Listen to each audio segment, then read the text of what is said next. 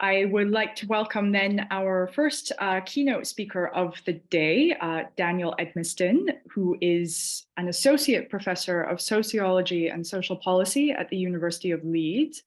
His research focuses on poverty and inequality, welfare politics, and social citizenship across high-income countries. Previously, he has worked for the Economic and Social Research Council, Prime Minister's Strategy Unit, London School of Economics, and University of Oxford. He currently holds a British Academy Wolfson Fellowship on the determinants, dynamics, and policy implications of deep poverty in the UK. I'm very happy to welcome Daniel Edmiston as our first keynote speaker today. Okay, thanks so much, Neve. Now we've got the kind of awkward bit of me figuring out whether the technology is going to work. So please bear with me for 1 second. Sorry, everyone. Yeah, thanks very much for the opportunity to speak today, and obviously especially to Neve and everyone involved in kind of putting together the conference. Looking forward to the next couple of days and learning from the other presentations. As Neve said, I'm going to be talking about some findings from a relatively small mixed methods project on deep poverty in the UK that is funded by the British Academy and Wolfson Foundation, but has been conducted in partnership with an Experts by Experience panel and a kind of number of charities and organisations like Runnymede Trust. Okay, so since the Conservative coalition government came into power, I've been interested in the kind of public and private costs of austerity and the changing intensity of poverty, particularly the kind of scarring effects that this has had and is having on people and places. But as time has gone on, I've become increasingly frustrated, I guess, by the disconnect between what I and all of us here, I imagine, on this call know to be the case, which is that, you know, austerity and welfare reform have kind of decimated low-income lives and communities in quite profound ways. The disconnect between that and what is kind of currently known or reflected in official statistics, government reporting, and the wider public imaginary. And so with that in mind, I want to spend the majority of this presentation thinking about the varying degrees of visibility that currently characterize processes of social and economic fragmentation and welfare state restructuring, and focusing in particular on the kind of conceptual frameworks, data practices, and approaches that are adopted by social scientists that are kind of working in this area and trying to better understand and account for the costs that are associated with hardship, austerity, urban transformation, and so on. And I want to do this by focusing on the kind of present moment that we find ourselves in, so the current cost of living crisis, but trying to situate this within a broader historical context. And want to do that for a couple of reasons, really, that are substantive and methodological, which I hope will become clear through the course of the presentation. So we know that the current cost of living crisis for many households is presenting a serious challenge in trying to cover the basics, but difficulty making ends meet is not a new experience for many people that are on a low income.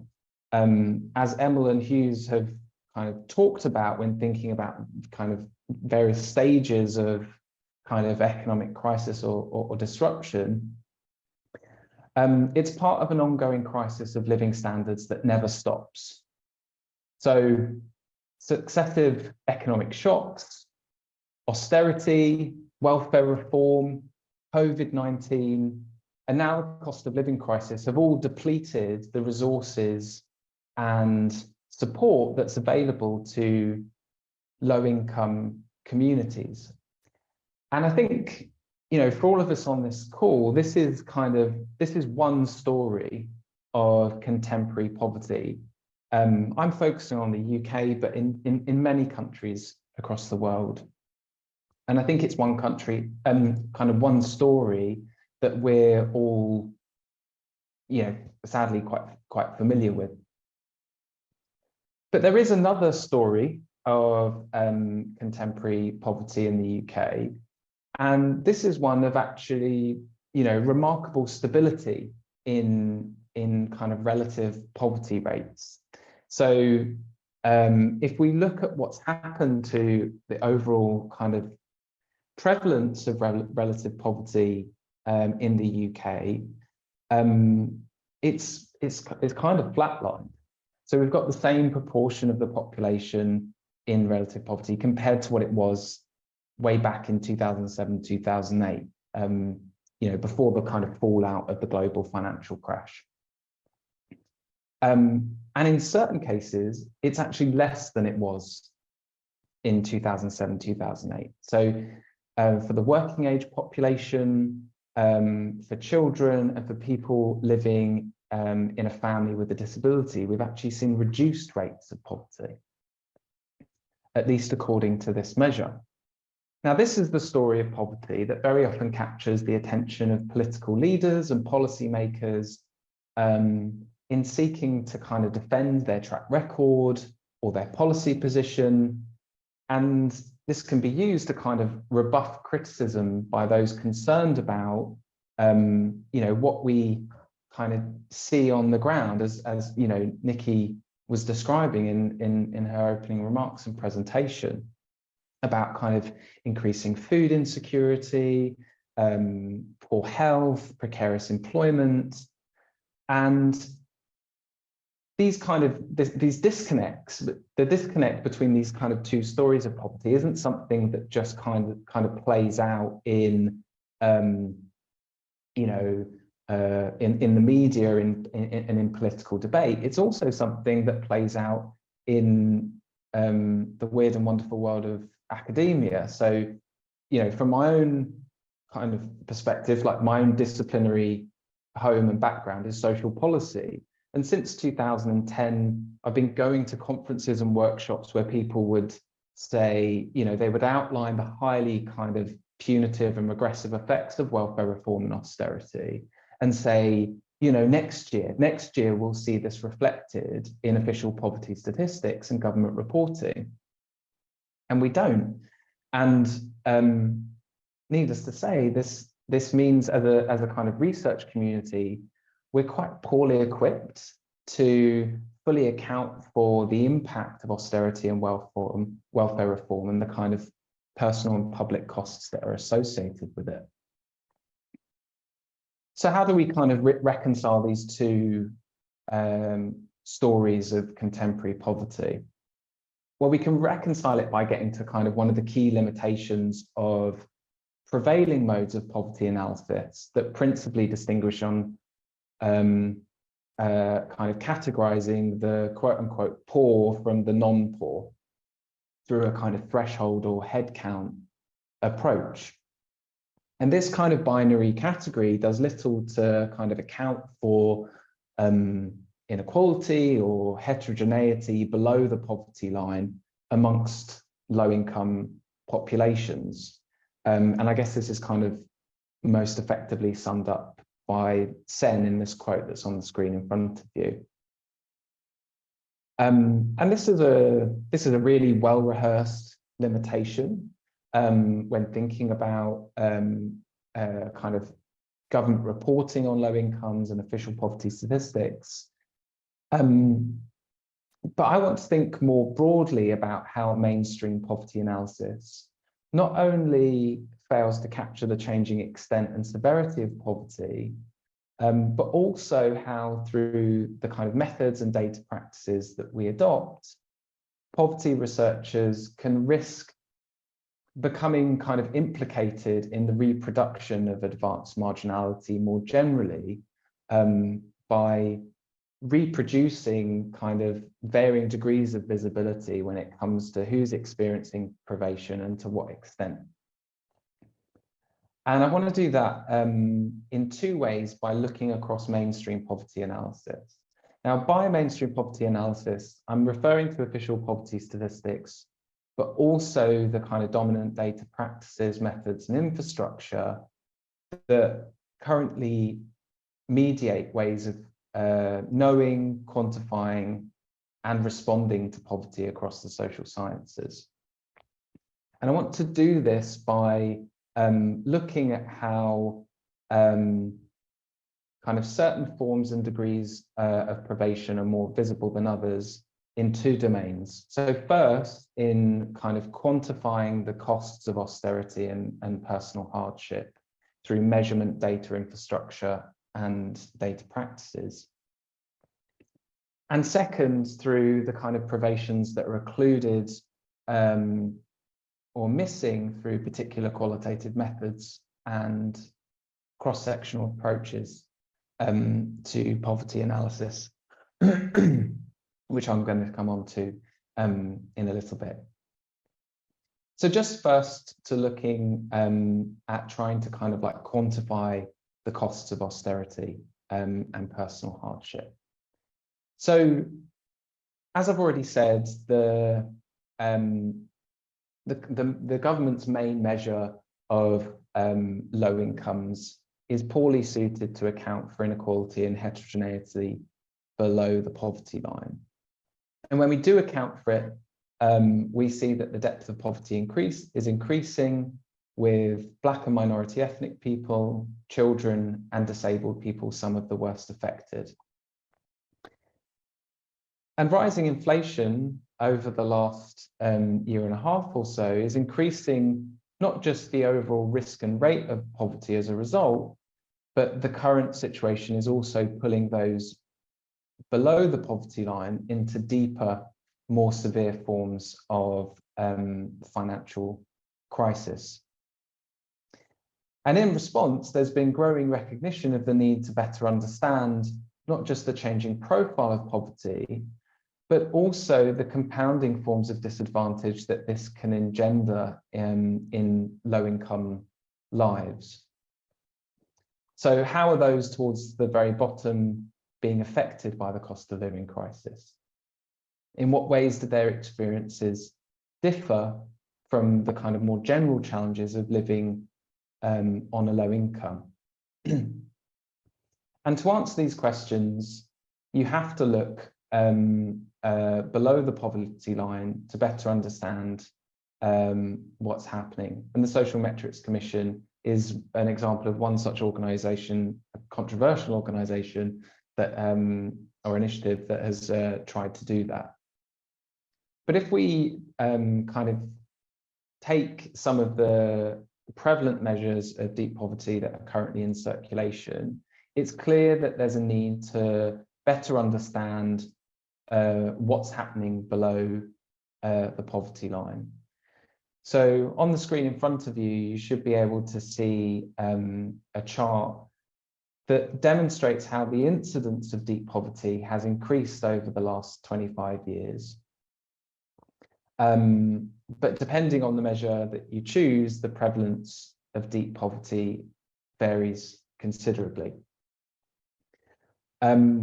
Overall, leaving aside which measure you want to choose and why, those in deeper forms of poverty now make up a kind of larger share of the low income distribution than they did a quarter of a century ago. So, for example, in the mid-90s, before New Labour came into power, 20% of those in relative poverty had an income that was more than 50% below the poverty line, but that's increased to 28% according to the latest available data. And these trends aren't currently captured by the headline indicators that are typically employed in government reporting of low incomes. Equally, the poverty gap, which is a very common measure of kind of poverty severity, in the sense that it measures the average distance low incomes fall below the poverty line, doesn't do enough to account for diversity below the poverty line. So overall, we can see that the poverty gap has increased again over the last 25 years, but this has been especially pronounced for those in the deepest forms of poverty. So at an aggregate level, those in relative poverty have seen their weekly income fall by roughly about £35 below the poverty line further on average.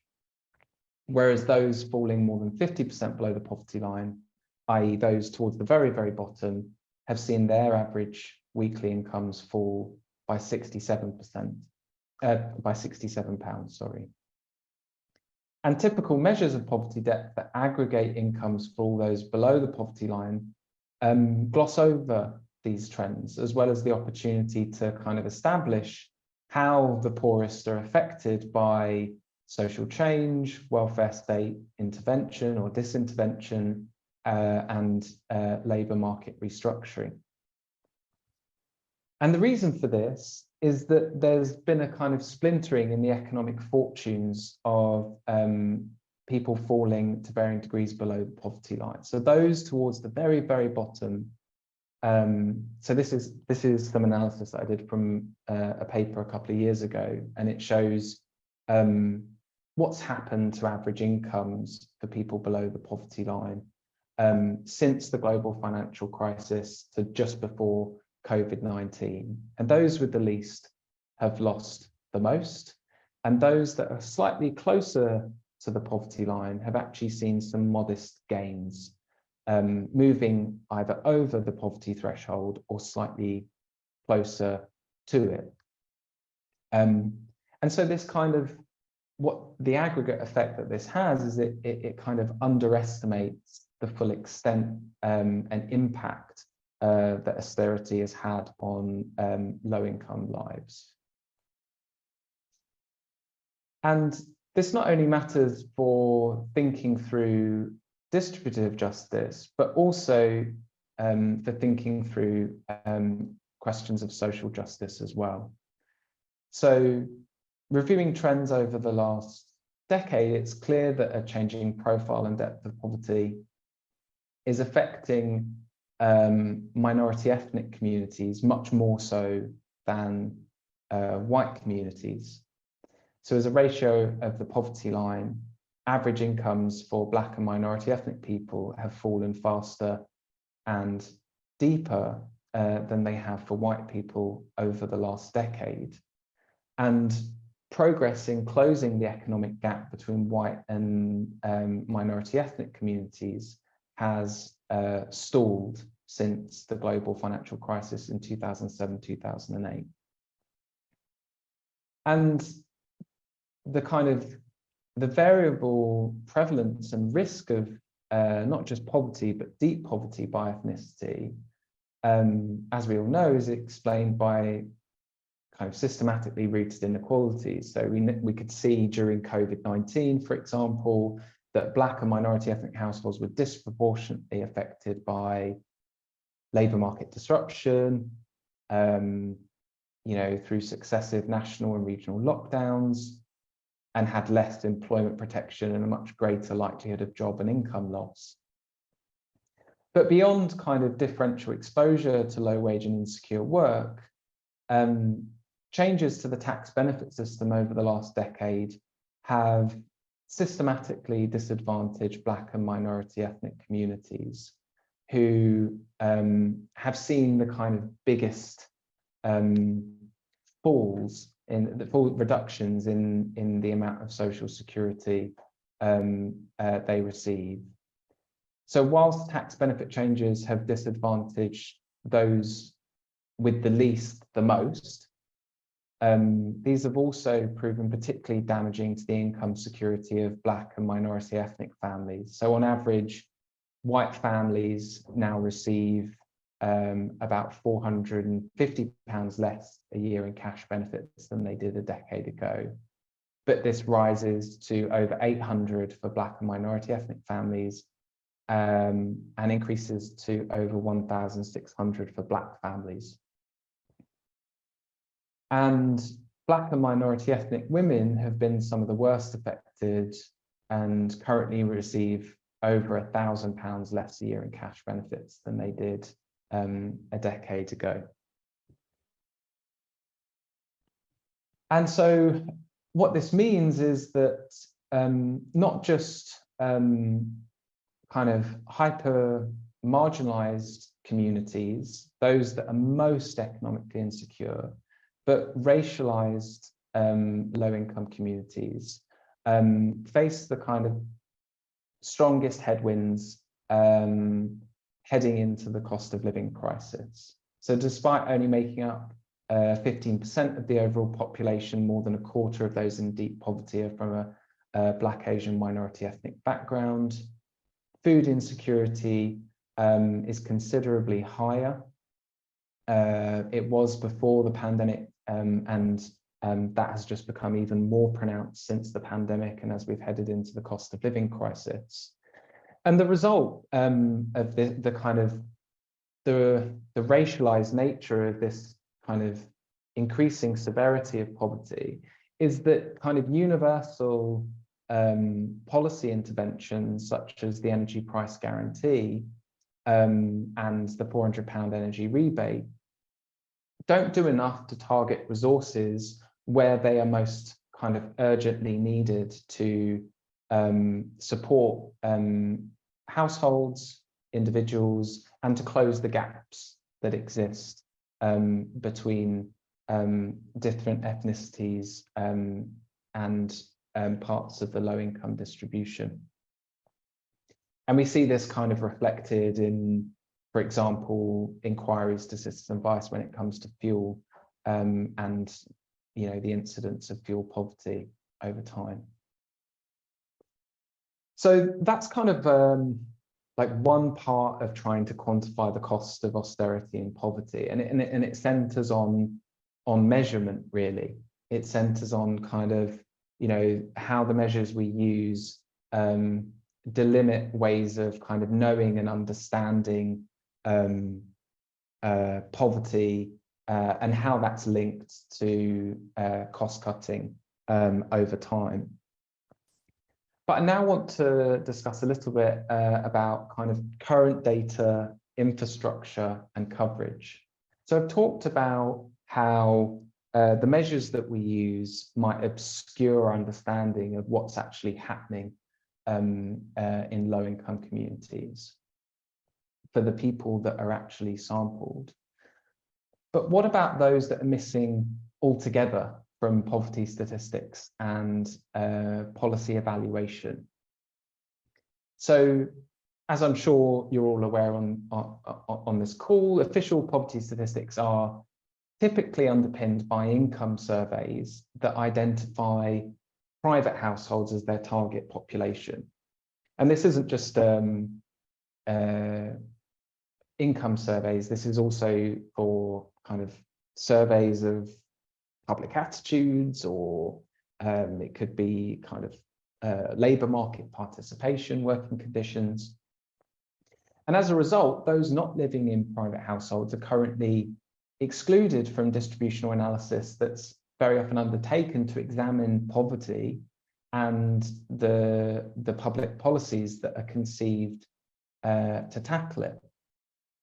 And that means that all of those people that are living in situations or communal establishments on the right-hand side of your screen, so people in temporary accommodation, defence establishments, probation bail, detention centres, immigration removal centres, all of people experiencing housing insecurity and homelessness, all of the people that are in these situations are missing. And they're relatively small compared to the overall population, but I would argue that they represent a kind of crucial missing link that significantly undermines kind of examination of poverty incidence, depth, and determinants for three reasons, really. So the first is that the size of this missing minority is non-trivial. So, I mean, at least across Europe, it's over 6.6 million people in Europe. Now, to put that into perspective, that's the equivalent combined population of Denmark and Cyprus that's just missing. We have no idea what's happening to these people in terms of living standards, at least according to kind of official government reporting. The second reason is poverty risk. So those missing are what Cahill describes as some of the, quote, poorest of the poor, often displaying really quite serious levels of destitution. And the third reason is that those that are missing differ quite considerably in their demographic profile and characteristics from the wider population that's usually sampled and captured. And the result is that official poverty statistics currently exclude distinctive heterogeneous groups known to experience more extreme forms of poverty than the wider population. And the result of this is that white, domiciled, non-disabled citizens are both better reflected and served through official statistics than is the case for women, migrants, ethnic minorities and mobile populations, and people experiencing a disability. Now, I would argue that much more than kind of technical or pragmatic decisions, these are theoretical and normative judgments about who counts in the research and the policy-making process. And as we know, national surveys are kind of foundational to social and public policy. You know, they're there to try and provide aggregated information on the outcomes and living standards of sampled populations in the hope that they can kind of inform more effective policy making and public action. But beyond the groups that are kind of excluded by design, I guess, through the kind of sampling strategies that are adopted by governments that then kind of feed through to, and I would argue, corrupt wider social scientific analysis of disadvantage. There's also problems with the kind of the matter of the surveys that are used. So just as an illustration here, the Family Resources Survey in the UK, it's the kind of main survey that is the primary data source for official poverty statistics and is used by distributional analysts all over the world. But it suffers from a declining response rate that's been really quite drastic since the year 2000. So dropping from 65% in the year 2000 to 49% just before the pandemic. And there's systematic biases in who's currently captured as a result, with Black and minority ethnic households, households with fewer children, and those living in a household containing at least one paid working adult kind of underrepresented. And not only does this kind of compromise our understanding of the full extent and severity of poverty, it also undermines our understanding of kind of what causes poverty and the extent to which things like work might mitigate the kind of risks associated with poverty. So like as an example, like the in-work poverty debate that's kind of been rolling on since 2012 especially. So that's kind of the key points that I wanted to make around attempts to quantify poverty. But I now want to very quickly move on to think about the kind of privations that are occluded through cross-sectional, well, particular types of cross-sectional and qualitative research. And I want to do that by drawing on some qualitative longitudinal research and ethnographic research that I've been undertaking in Leeds over the last year. So just to very quickly kind of rattle through this, just to kind of give you a little bit of context to this piece of work. So I chose Leeds as a research site beyond me being based in Leeds as part of my job. Leeds is a kind of, it's an apposite kind of research site for this type of work, because whilst it does have kind of considerable pockets of affluence, that affluence isn't equally shared. So almost a quarter of neighbourhoods are amongst the most deprived in the country, making it one of the kind of more deprived local authorities in the country. And experimental statistics suggest that this economic gap between Leeds and the rest of the UK has widened further, particularly since 2014 and the first year of the pandemic. So within this context, I wanted to speak to a range of people that broadly reflected the kind of demographic profile of those experiencing deep poverty. So the vast majority of those that I spoke to fell more than 50% below the poverty line, and over half were experiencing destitution according to the Joseph Rowntree Foundation's definition. And I wanted to capture a range of experiences, particularly from those that are very often missing or underrepresented in official poverty statistics, as I've just outlined.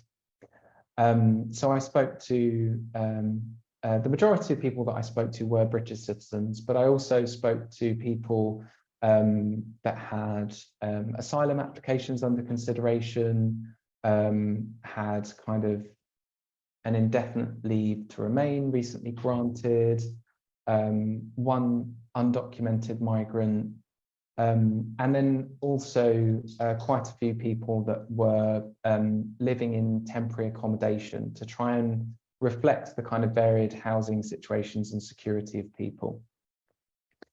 And as part of this, I spent a lot of time in one particular food bank, a crisis housing support team with the local authority, a debt advice service, and a welfare rights advice service as well. And here, kind of support workers, frontline practitioners acted as kind of key informants who have the kind of keenest understanding, as Nikki was outlining, of austerity and the cost of living crisis. And this kind of really proved like central to the kind of process of undertaking the research. But the research was also informed by an experts by experience panel as well. So in the remaining time that I've got, what I want to do is try and run through some of the kind of key findings and messages that emerged from the first wave of field work. And do so to kind of reflect on those varying degrees of visibility that I talked about at the beginning. So one of the kind of key things that came out of spending time with people last year was that many people had to kind of draw on or deplete finite resources, goodwill from social networks and household items to get by. And the majority of the people that I spoke to had to engage in these practices that were kind of necessary in meeting their pressing kind of basic needs, But this also proved very often kind of counterproductive to their longer term financial resilience. So as kind of demonstrated with the quote on the screen in front of you from Ellie, this often involved kind of juggling bills, accumulating debts, or having to pawn personal or household items. And these practices were necessary to deal with kind of uncertainty, inadequate benefit levels, or unexpected costs. But this often made it harder for people to escape from extreme financial hardship over time.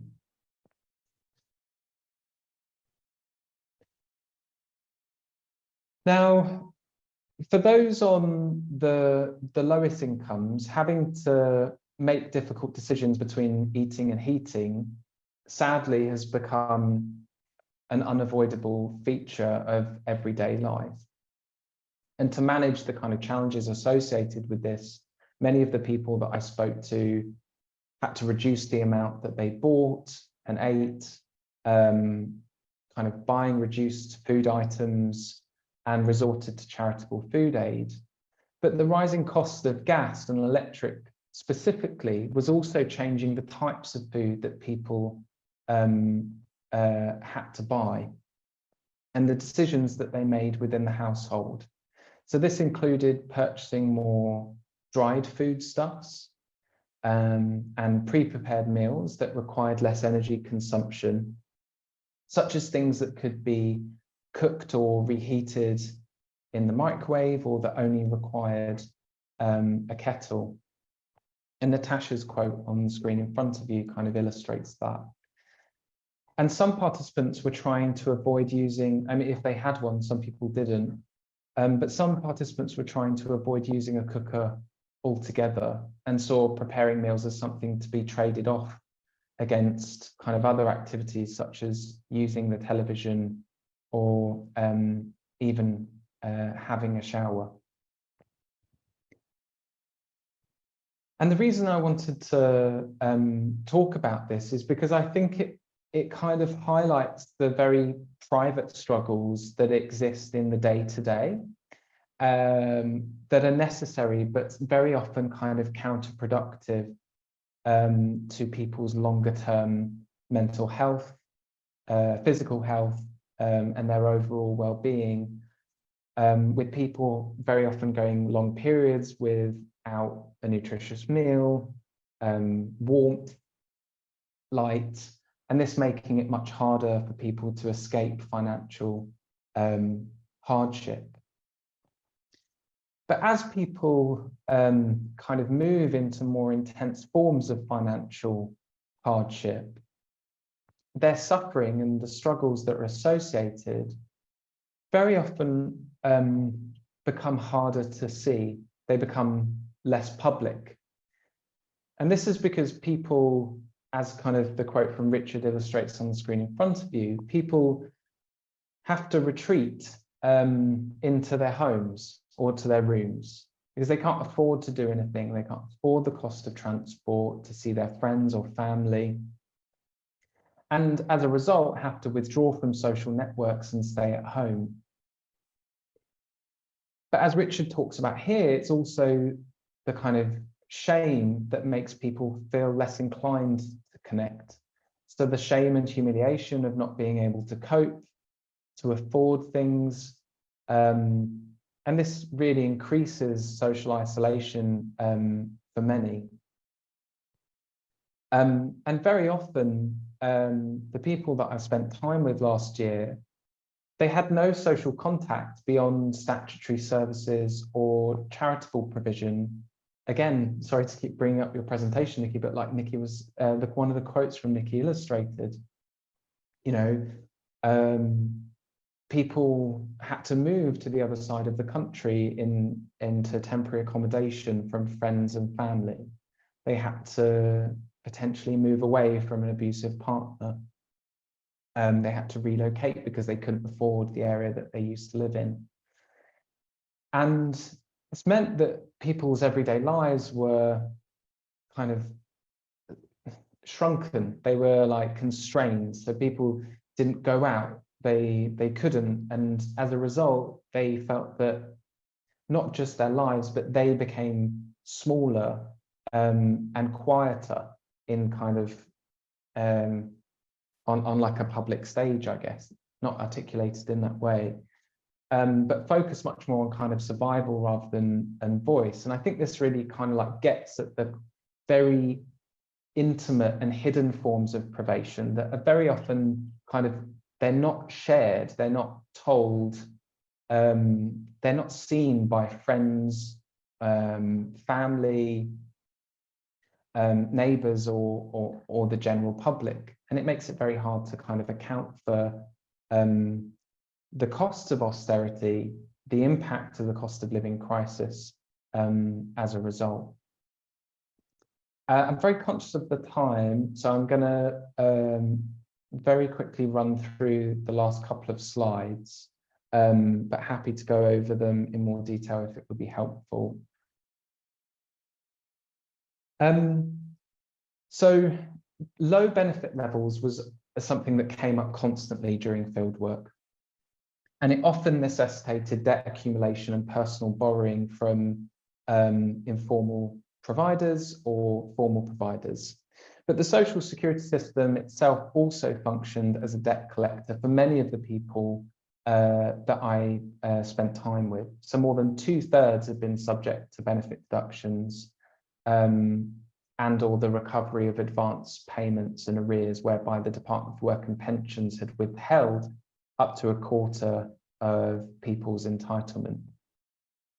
And sadly, you know, this reflects a really common experience amongst social security claimants. So according to the latest available data, 45% of universal credit claimants experienced a deduction to their benefits.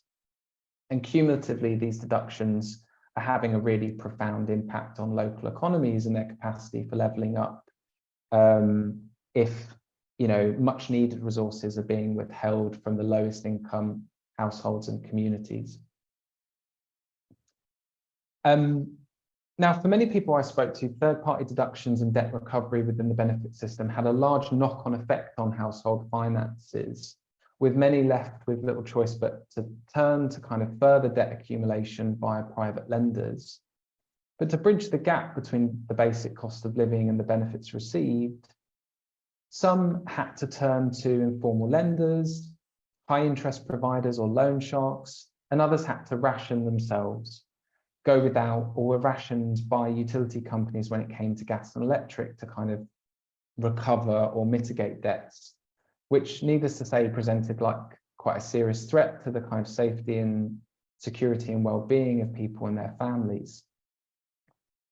And here I think it's helpful to kind of, and I think I've looked at the conference program, it's helpful to think about the role of debt as a method of value extraction, disciplining and control, and to try and consider this as a mechanism of slow violence in the vein of Nixon, Membe and Mablin, that's very often inflicted on those that are struggling for institutional support or recognition.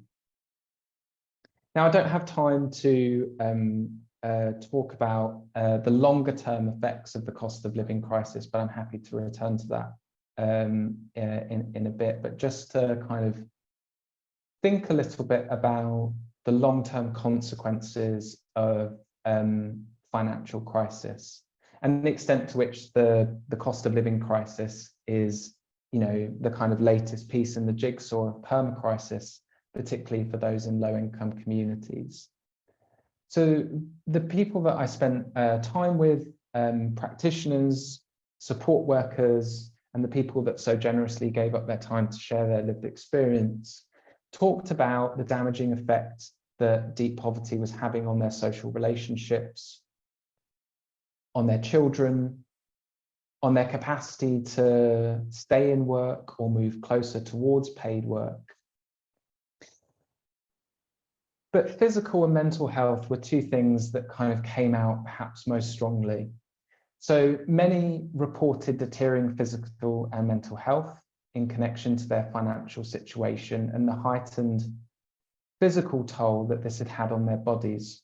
So people talked about blood pressure, strokes, heart attacks as the kind of most common health concerns and issues that people had. And other issues included concerns over diet and nutrition, so weight loss and other physical pain and irritation. And in terms of mental health, issues of stress, anxiety, and depression were very widespread. And a few participants also made reference to strategies such as sleep avoidance and sadly suicide as a potential means of escaping their situation. And these kind of instances of poor mental health were often reported as being kind of exacerbated by diminishing social networks and restricted opportunities to connect with other people. So just to reflect on that then, on the kind of physical and mental health tolls that austerity and the cost of living crisis is having. So the kind of aggregate effects and costs of socioeconomic crisis and austerity are very often kind of plain to see on the ground in local communities and health statistics. So based on a major study that was recently published, which is on the screen in front of you, it was found that 330,000 excess deaths were linked to austerity. And other research has shown how health expectancy is falling in most deprived areas for the first time in decades. Now, these don't just represent lives that are disturbed or corrupted, these represent lives that are lost. So as people die from hunger, malnutrition, trauma, and state violence, they very often move out with the counting process. And in a much less extreme way, as welfare states fail to protect the livelihoods of people during the cost of living crisis, the social costs and the injuries that are inflicted on deprived communities become harder to capture through social research and also policy interventions.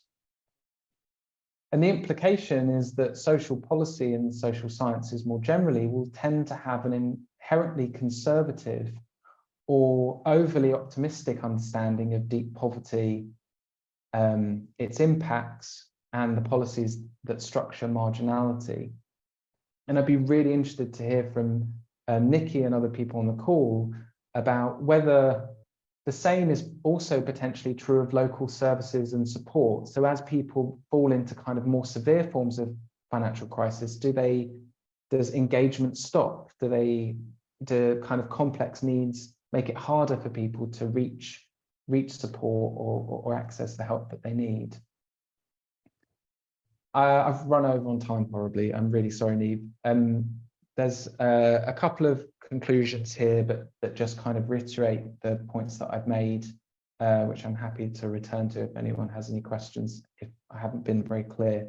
But I'll stop there so that we've got enough time for discussion. I think hopefully we should have enough time if you do want to come back to them, because we've got just sort of under 36 minutes or so. So unless there's sort of an onslaught of questions, if you did want to wrap it up with a bit more thoroughness, then yeah, please feel free. Yeah, sure. So I guess my main point is that mainstream poverty analysis tends to kind of underestimate the social suffering and degrees of privation people are subject to. And this is through the current measures that we adopt, the methods that we choose, but also the units of analysis, so i.e. private households. And in turn, we fail to kind of render visible the forms of social and state violence that are very often inflicted on low-income communities. And I would argue that this doesn't just limit the kind of descriptive and explanatory purchase of social research, but also our capacity to design effective policies that, hope to kind of address extreme disadvantage, its determinants and effects. And beyond the kind of the suffering that's counted, so which is on this slide in front of you, it's also about whose suffering is counted as well. So dominant methods of poverty measurement and analysis render certain groups more socially legible than others in welfare policy and politics. So, as I was saying earlier on, white, domiciled, non-disabled citizens are both better reflected and served through government reporting than is the case for women, migrants, Black and minority ethnic communities, mobile populations, and those experiencing limiting health conditions or disabilities. And I think there's a really quite urgent need that's been illustrated through the pandemic and the cost of living crisis for us to kind of make sure that we account for all social groups, not just in poverty analysis, but the wider social sciences, over time, to kind of fully understand the effects of austerity, welfare reform, and rising inflation. And if we kind of fail to ensure all social groups are, analytically and empirically legible, then we kind of risk reproducing the very exclusions that are kind of implicated in extreme disadvantage, and misunderstand what actually is going on, not just below the poverty line, but across the income distribution more broadly. Thanks for your time. So there's some papers that I've drawn on in this presentation that are available on this website. If anybody has any feedback on those papers, I'd really greatly appreciate the opportunity to speak to you about them and learn from your insights. Thanks very much for that talk. I think it's been really useful to conceptualize like exactly what kind of costs we're thinking about. Again, we saw a lot of this coming out of Nikki's presentation as well, who I think maybe has had to leave just to sort of work with sort of daily pressures of the organization that she deals with. But I think it's really useful to think about the nature of, costs, not just, we've seen in such great detail, very rich detail, the sort of costs that we're talking about on a personal level when we conceptualize deep poverty. And I'm also incredibly interested in the effect that has for policy by way of research, which is something that maybe I didn't even think through as thoroughly as I might have when I was conceiving of this conference, because obviously, and as I'm always adamant in my work, there's such a material dimension to policy. Policy, of course, can be analyzed in terms of what it does at the level of discourse, but there's also an element in which it speaks or writes certain conditions into existence as a result of what it overlooks, and it's always incredibly interesting to see what is lost or what is missing as a result of that. I was really interested in your description of the way, the qualitative description of the kinds of measures people take in their daily life to sort of offset some of the costs that they deal with, only because I remember a particularly interesting and sort of inadvertently found indicator of poverty that I came across once in looking at I think it was food bank statistics sort of collected by the women's institutes that were sort of responsible for administering them or running them, in which they had actually numbers or amounts of food that was returned that people could not afford to cook. Basically, in a lot of cases, it was very much, as you said, they needed something that they could prepare instantly because these were people who were just not able to keep the gas on in order to even be able to cook what they were receiving out of the food bank. And so that was a very interesting indicator, but again, something that wouldn't turn up in any kind of official statistics about the state that some people found themselves in. It wasn't just food bank usage, but actually the way that people used food banks that was an indication of that level of insecurity and of how deep that goes. But obviously I've seen that there were a number of hands. Mia, I think you did have yours up first, but it's gone now. So did you? There's lots of other hands, so I just wanted to hear from other people, so I didn't want to dominate. Okay, admittedly, I did not see whether Mark or Ariane was first in this case. So Mark, it looks like Ariane is yielding to you. Thanks. I have 3 questions. I hope that's all right. That's fine, yeah. So the 2 of them are kind of small, so I really like to talk. It's super interesting, particularly the qualitative data, I guess. So my first question is if you could just tell me a bit more about the mechanisms by which the austerity has these more pronounced effects on people that are worse off. And I was particularly struck by the example you gave of the BAME communities and the fuel rebate. Is that because they have less gas, or they're more likely to live in accommodation that doesn't have that? Or anyway, if you could just enlighten me on that, because I found that interesting. And then my other question is whether these points you make about mainstream poverty analysis, whether in your experience that's a matter of malice, like a deliberate decision on the part of the state to kind of obfuscate the situation, or whether it's more an issue of incompetence. So like I know in like I was an economist in a past life, and economists who specialize in this kind of stuff are fairly sophisticated about how they deal with it. But mainstream economics is very methodologically individualist and really focused on like what it can do with a spreadsheet. And so it's mostly going to look at sort of traditional headcount measures of poverty, and it runs into all that stuff you mentioned about not appreciating that some people like can't walk to the job centre. So those are my first 2 questions, and then I have a bigger question, but I might wait on that one.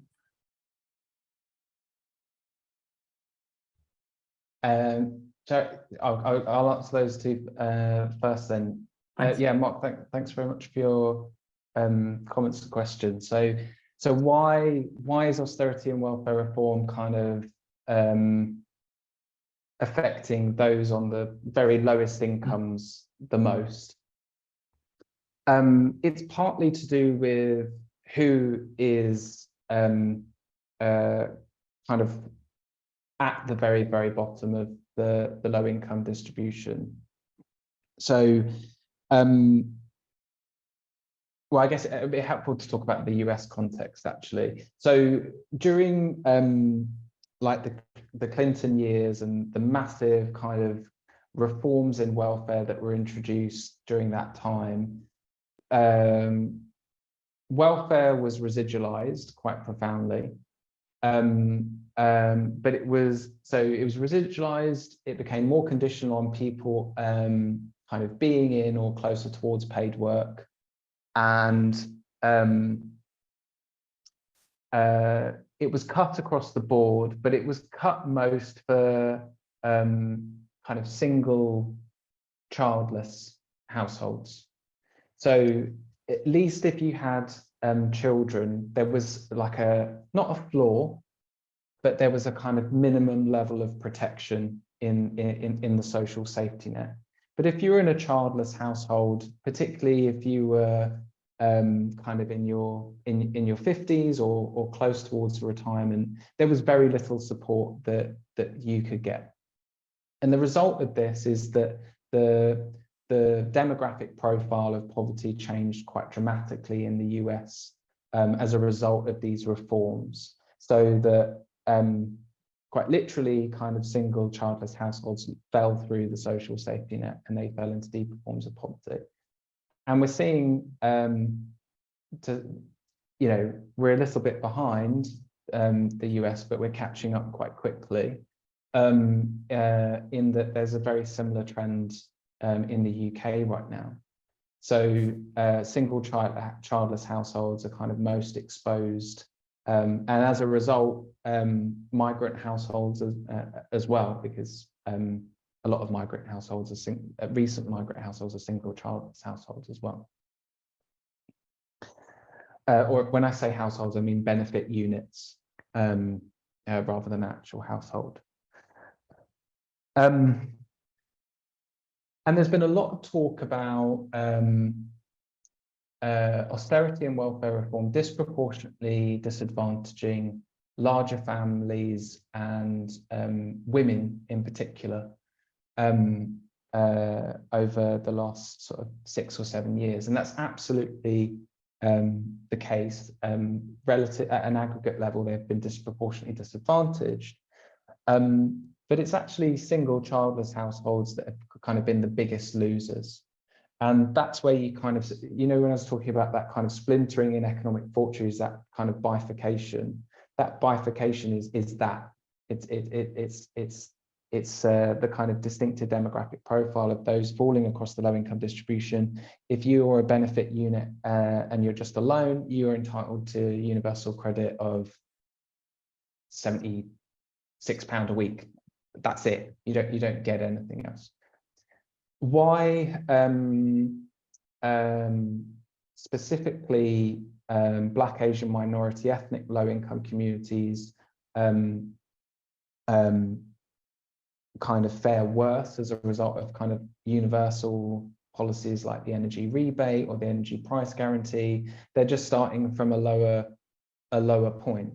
So there's a higher prevalence of fuel poverty, at least according to that the government's main measure isn't as much a measure of how much gas you have access to, but the proportion of your income that you have to spend on gas and electric. So because you already have a low income, it's harder to close the gap. And really costly interventions that we will be, you know, burdened with in years to come, if they aren't kind of more effectively targeted, they're not going to close the gap. Malice or incompetence, both.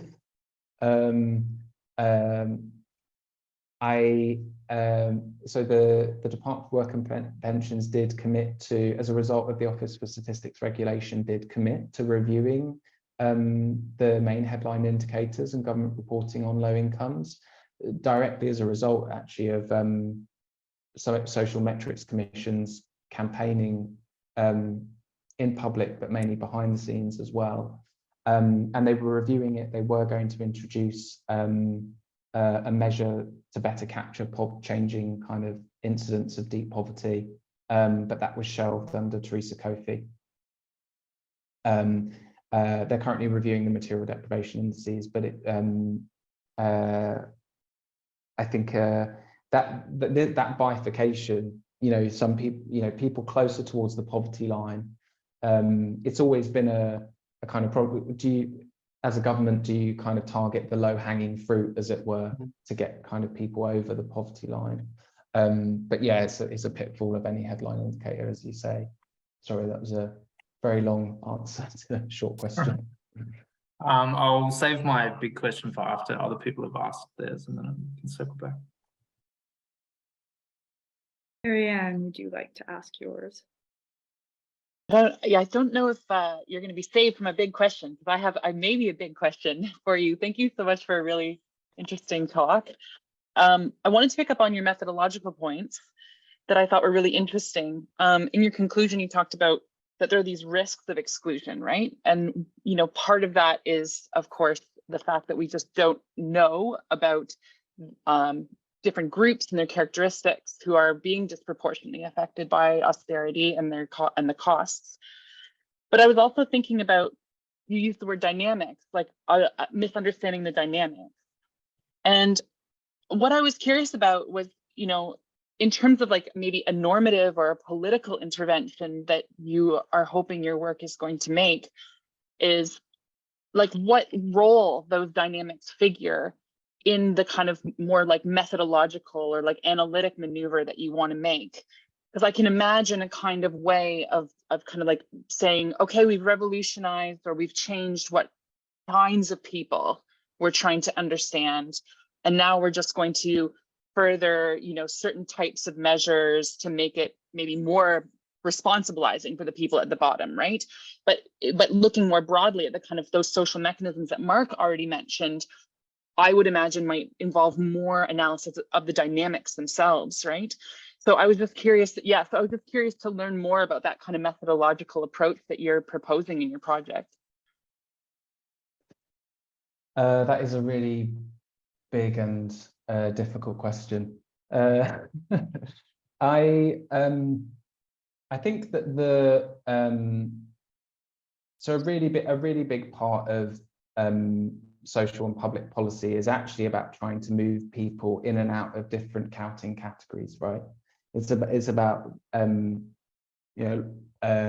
trying to get people into to register for a particular KPI or not, and I think you have to kind of have a dynamic understanding and approach to poverty analysis as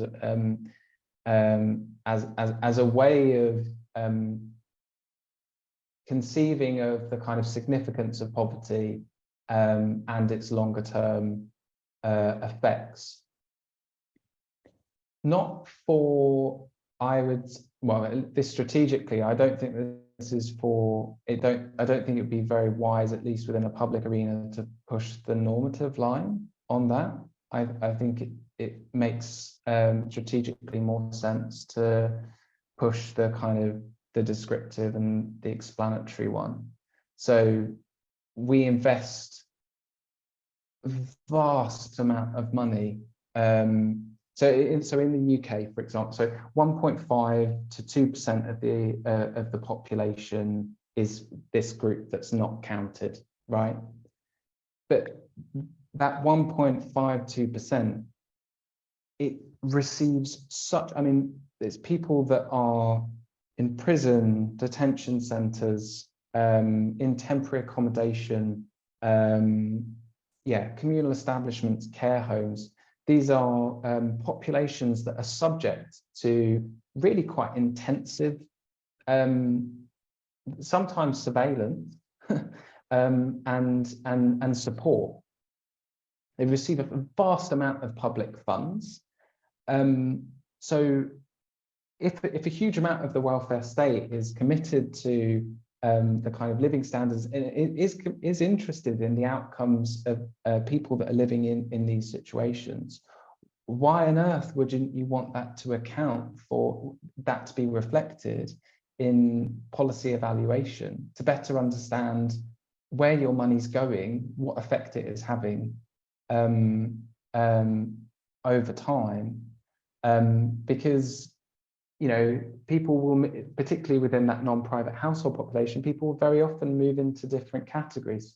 So somebody might move out of, say, they may have come out of a defence establishment and then experience a period of homelessness and then move into temporary accommodation. All the while, they won't register. They'll be subject to huge amounts of support and surveillance, but won't register at all in kind of official poverty statistics or government reporting on low incomes. And I think you'll appeal to one constituency of people if you push the normative line, but I think you'll I don't know, I hope that you'd be more effective if you kind of went more along the kind of instrumental one. But I don't know what your thinking is, or maybe that wasn't your question, sorry. No, I think for me, I was thinking more about like your own normative commitments, about like, and I think you already answered it by saying that you want to be very explanatory and you have some really interesting ways of thinking about the impact of that and like what people are doing when they're moving between categories and understanding how the outcomes of various funding and different mechanisms in their situations are impacting those mobilities. So I thought I really appreciated your response. Thanks.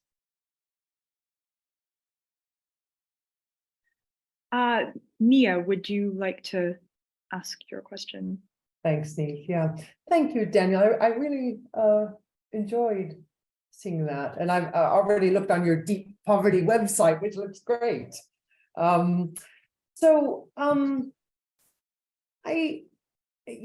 some ways, you're making visible this kind of deep poverty, which is often invisible. Brought to my mind like some of the Philip Alston kind of work on extreme poverty, and he's done some really kind of effective work on that.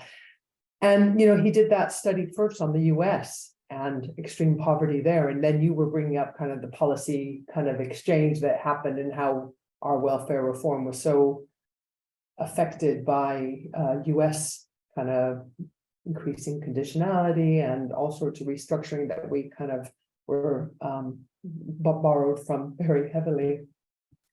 And so I was thinking then, well, are there examples of countries that are doing it better? Are there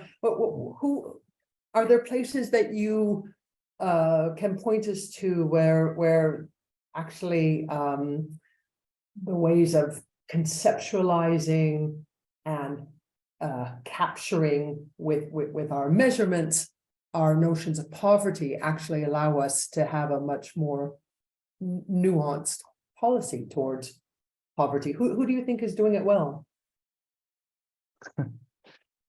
If anyone. Yeah, that's yeah. Can you be a little bit more constructive, please? Is it, yeah. So I mean, in terms of measurement, I actually think looking more to kind of middle income and low income countries. There's lots of, let's say, Mexico's Coneval measure of poverty is fantastic in that, like, just as an example, you know, it's multidimensional, it's intradimensional, it accounts for kind of a moderate poverty line, an extreme poverty line, and then various accounts for the kind of what it calls social rights deprivations, but are actually about people's access to public services, and sometimes the quality of those public services. So in terms of like being able to use a measure to account for, say, socioeconomic restructuring or the effects of government interventions or austerity, a kind of multi or intradimensional measure of poverty like that, I think would come a long way to us being able to bring together what we already know. Like, so I say that it's sort of what's invisible.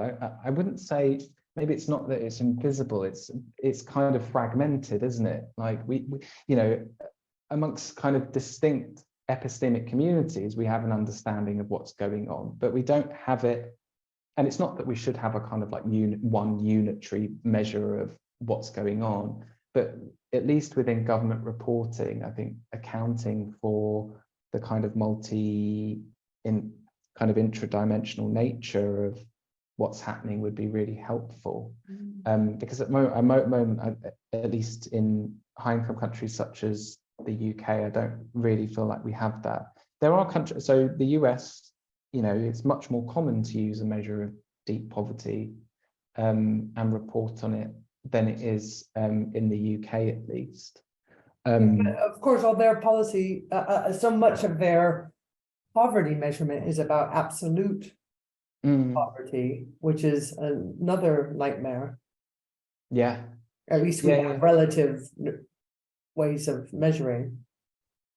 Yeah, and you know, you could say, oh, is it a race to the bottom? Is it potentially quite dangerous to be kind of advocating for a kind of more extreme, because that's how it could be interpreted, right? Like, you know, you're looking for a more kind of like extreme measure of privation, which yeah, doesn't hold people to account so easily. I guess, so on the flip side, so like stepping away from measurement, which countries do it better?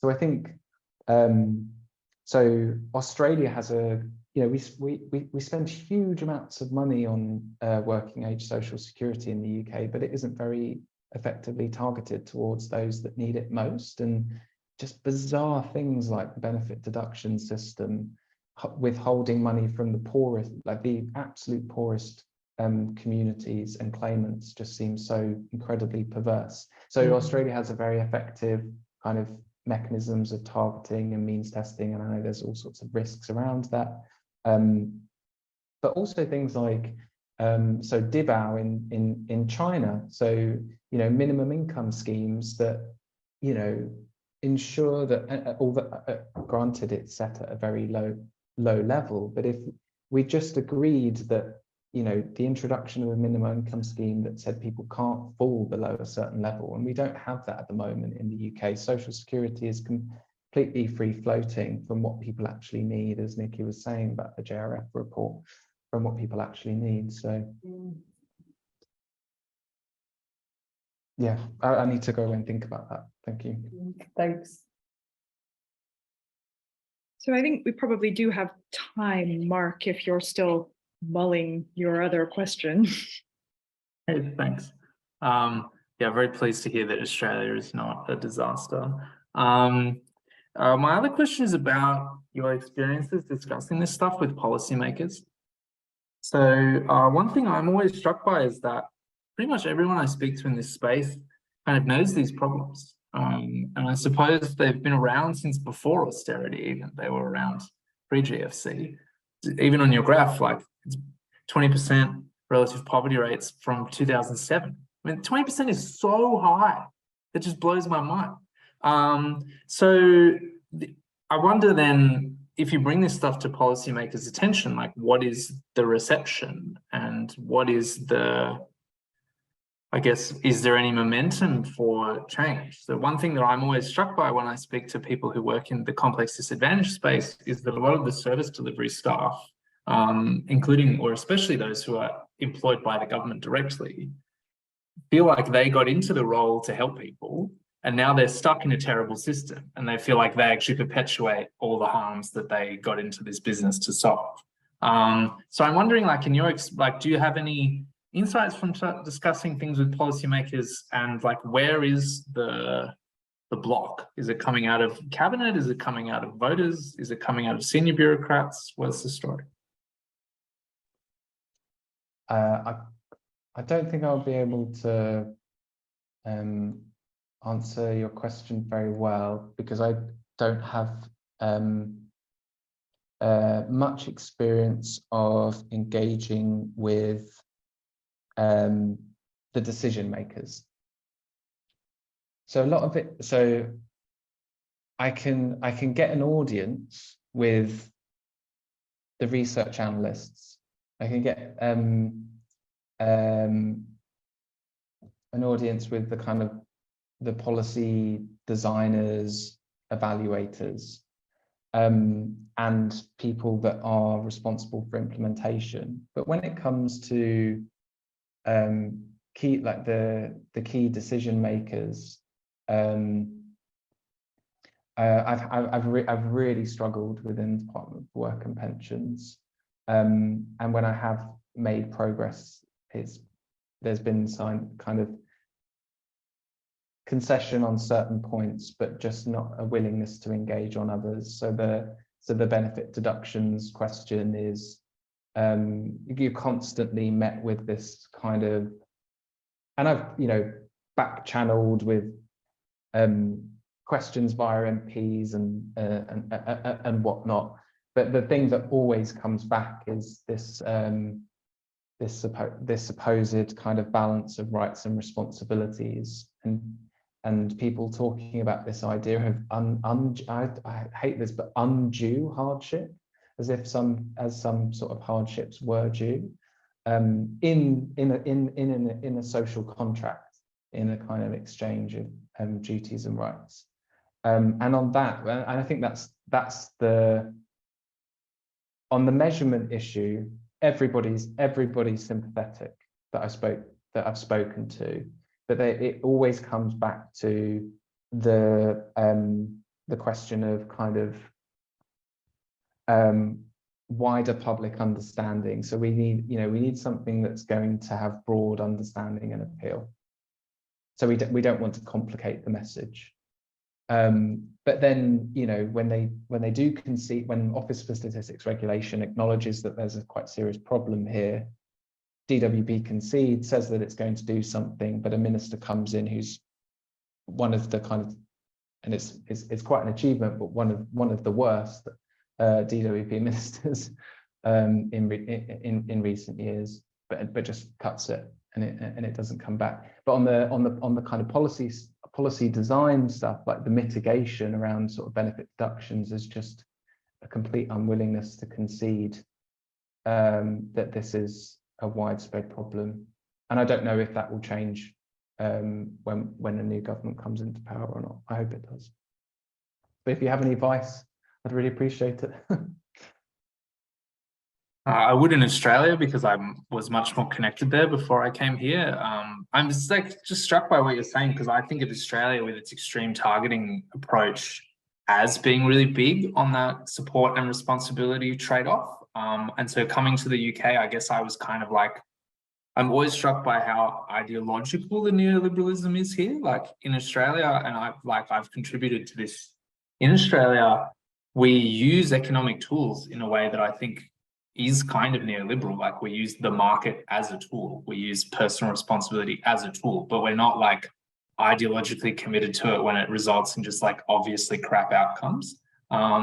Whereas I often feel here, like, as you say, there's just this sort of normative unwillingness to kind of countenance that particular stance is patently just not achieving the thing that you want it to achieve. Like the example that you gave of people in detention and prisons and stuff, that it's much more expensive to help someone through that means than by helping them earlier on before they commit crimes and get into prison. That's from an economist's point of view. Obviously, you want to just help people in poverty and not get them into prison. Like that would be the neoliberal view of a Chicago school economist. Whereas here, it doesn't. It's kind of been. I guess I feel like the economic ideas have been corrupted in some way by some sort of post-Protestant ethic, and then you end up in this kind of really brain-dead way of dealing with these issues. Anyway.